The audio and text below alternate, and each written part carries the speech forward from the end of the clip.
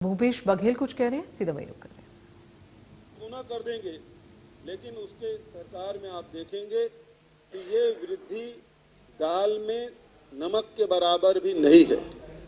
ये स्थिति ऊंट के मुंह में जीरा जिसे हम कह सकते हैं, ये स्थिति सरकार में रही।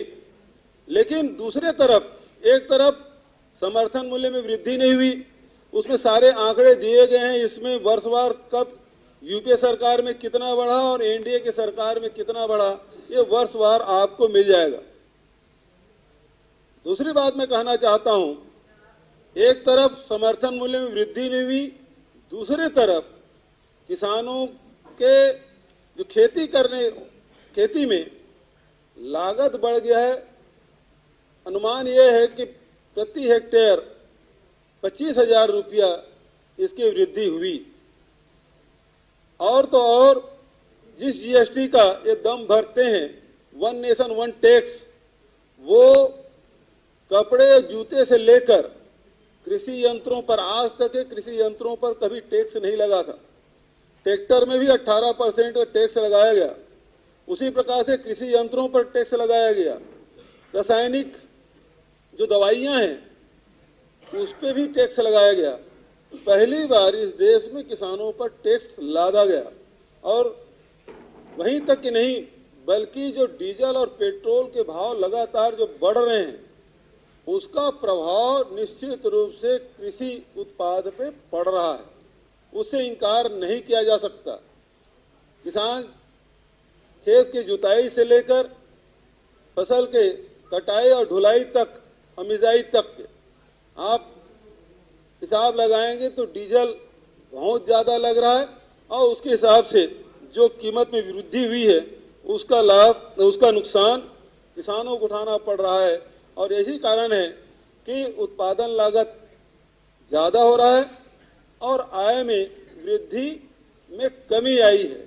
तो फिर भारतीय जनता पार्टी या केंद्र की सरकार ये कैसे दम भरती है कि 2022 तक के उसके आय में दुगुनी कर देंगे।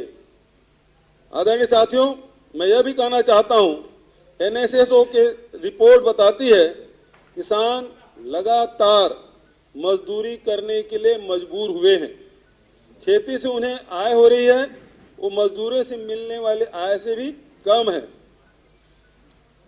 दूसरी तरफ आज उत्तर प्रदेश समेत बहुत सारे राज्य हैं जहां छुट्टे जानवरों से परेशानी हो रही है।